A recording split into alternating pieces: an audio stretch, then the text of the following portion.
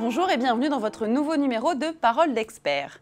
Le but du marketing est de provoquer une réaction, un comportement chez le client qui déclenchera un acte d'achat. Il existe diverses techniques dont le marketing sensoriel. Mais qu'est-ce exactement? Il s'agit d'un type de marketing mettant à contribution un ou plusieurs de nos sens. Aujourd'hui, nous allons nous intéresser aux campagnes de communication multisensorielle avec un focus tout particulier sur le marketing olfactif.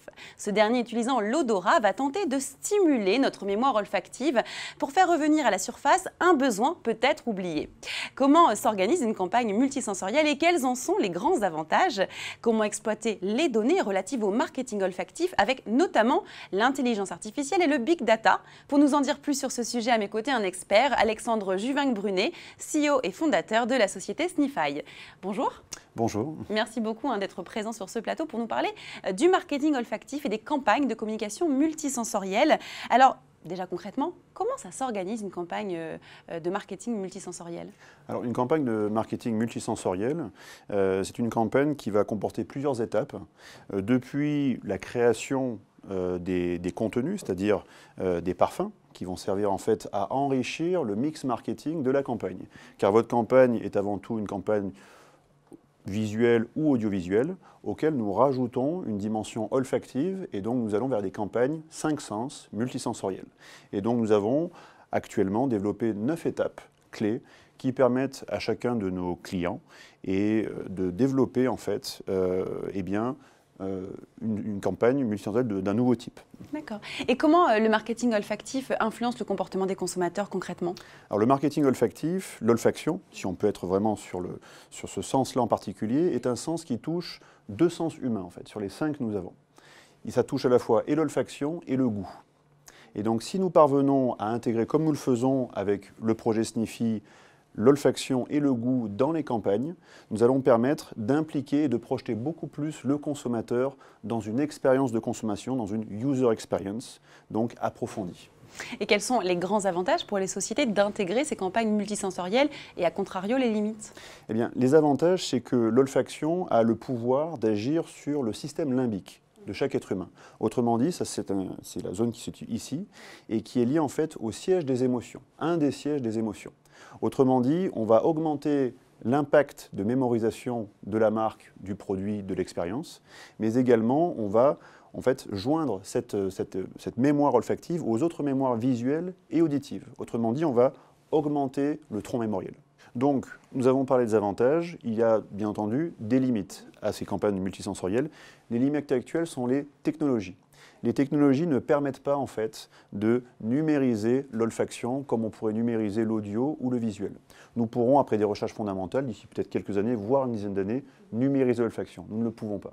Donc, nous embarquons le système Snify derrière n'importe quel écran qui a environ une longueur de bras, 1 mètre, 1 mètre 50, 2 mètres maximum du consommateur, permettra d'apporter cette stimulation multisensorielle, donc avec l'olfaction et le goût. Ok, très bien. Alors, le corollaire d'une communication multisensorielle de masse, c'est le big data. Pouvez-vous nous en dire un peu plus sur ce sujet, sur le big data? Alors, le big data est une problématique qui est très intéressante pour nous, parce que le projet Snify, comme nous le décrirons peut-être ensuite, est un projet qui va s'articuler autour d'un réseau en fait, de systèmes communicants, de systèmes multisensoriels communicants. Et dans ces réseaux, nous aurons des caméras qui vont collecter en fait les images comportementales, les réactions émotionnelles. Parce que quand vous allez en fait stimuler chaque consommateur avec une campagne multisensorielle, vous allez justement agir sur son système limbique, donc ses émotions profondes et cachées. Et donc à partir de là, en le stimulant, vous allez justement créer des réactions non conscientes, conscientes et non conscientes. Ces réactions, nous les collectons par image, nous les analysons par algorithme et nous créons en fait des flux de données, des smart data, smart behavioral data, donc des data intelligentes, comportementales et émotionnelles qui vont permettre à chacun de nos clients industriels de comprendre les tendances, si leur mix marketing est efficace, si leur produit ou leur service est adapté à une certaine cible de consommateurs. Au sein de votre société, vous êtes donc un spécialisé dans la communication multisensorielle et vous avez développé une gamme de produits, les Snify. On en a un exemple juste à côté de vous. Pouvez-vous nous expliquer les spécificités de ces produits, ce que vous proposez à vos clients? Alors notre entreprise, les laboratoires Juvin-Brunet en France, sont d'abord spécialisés en cosmétique et en parfumerie. la communication multisensorielle est venue naturellement enrichir en fait les business units de l'entreprise. Donc cette nouvelle activité de communication multisensorielle s'appuie sur les systèmes brevetés Sniffy. Ici, vous avez un exemple par exemple de cartouches connectées. Ces cartouches connectées vont accueillir des échantillons de parfums. Et ces échantillons, ça peut être des parfums agroalimentaires, parfums de beauté, parfums de contexte, vont être intégrés à ces cartouches qui seront intégrés dans un système dédié dans chaque écran. Et les écrans qui sont tactiles et visuels deviendront 5 sens grâce au brick Sniffy. Très bien. Et quels sont les grands défis que vous devez relever chaque jour avec cette gamme de produits et que vous avez dû relever d'ailleurs aussi pour développer cette gamme? Le grand défi principal, et c'est paradoxal, c'est qu'on doit relever le défi d'évangéliser sur la parfumerie connectée, la parfumerie qui est théoriquement le premier sens que nous développons quand nous sommes encore enfants. Et même dans l'âge de l'humanité, c'est les premiers sens qui se sont développés. Nous avons besoin de ça, de cette olfaction pour nous diriger, pour sentir nos aliments, différentes choses. Ce sens a été écarté au profit de la vision et de l'audition. Nous devons donc réévangéliser toute notre clientèle et nos industriels sur les bénéfices stratégiques qui peuvent en tirer donc de cette exploitation, de cette multisensorialité et notamment de l'olfaction. Alors vous parlez d'évangéliser vos clients. Est-ce que vous avez un profil type de client et quelles sont leurs grandes attentes? Alors nous sommes sur 2 profils de clients partenaires qui sont tout d'abord des clients retailers, donc distributeurs, qui vont en fait rechercher de nouveaux outils permettant de communication, qui vont permettre de mieux communiquer sur les services ou les produits sur le dernier mètre d'achat, ou également sur certains parcours de consommation que sont, admettons, le travel retail, par exemple. Ça peut être les gares, ça peut être les aéroports, ça peut être également les métros et les bus. Mais ensuite, nous avons également un deuxième profil de client, B2B toujours, qui est un industriel et qui, lui, va produire et aura tout intérêt à disposer d'un mix marketing de communication, d'identité de son produit, qui ne sera pas plus simplement une identité visuelle, avec un beau packaging, avec une belle marque, avec un effet d'annonce ou un jingle, mais qui sera également enrichi avec un logolf, un logo olfactif que nous pouvons lui créer. Et donc il y aura autant de logos olfactifs que de produits sur étagère présents dans, admettons, eh bien, toute la gamme de produits de ce client.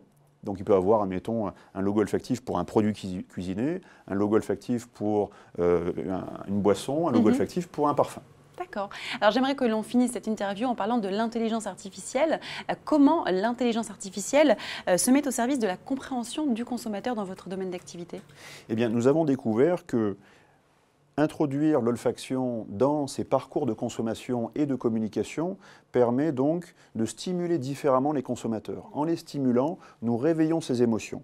Donc nous collectons les images en haute définition de ces réponses émotionnelles de chaque consommateur et qui permettent, avec traitement algorithmique intégré, nous avons 3 partenaires actuellement anglo-saxons, donc en Grande-Bretagne et aux États-Unis, qui nous font bénéficier de leurs algorithmes très pointus, qui nous permettent, avec nos vidéos de définition, d'analyser en fait le comportement de consommation durant toute la phase de consommation, depuis la découverte du totem, du produit du service, jusqu'à son olfaction, pour faire comprendre à l'industriel si son produit correspond à la bonne cible définie, si le parfum développé, le logo olfactif, est très cohérent, consistent, avec son ADN de produit, son ADN de marque. Donc ceci est stratégique pour nos clients, qu'ils soient industriels, distributeurs, comme industriels, producteurs. Eh bien, merci beaucoup d'avoir été présent pour nous parler de votre activité, du marketing sensoriel et des campagnes de communication multisensorielle. Merci à vous. Merci à vous de nous avoir suivis. Je vous donne rendez-vous très prochainement pour un nouveau numéro de Parole d'Expert.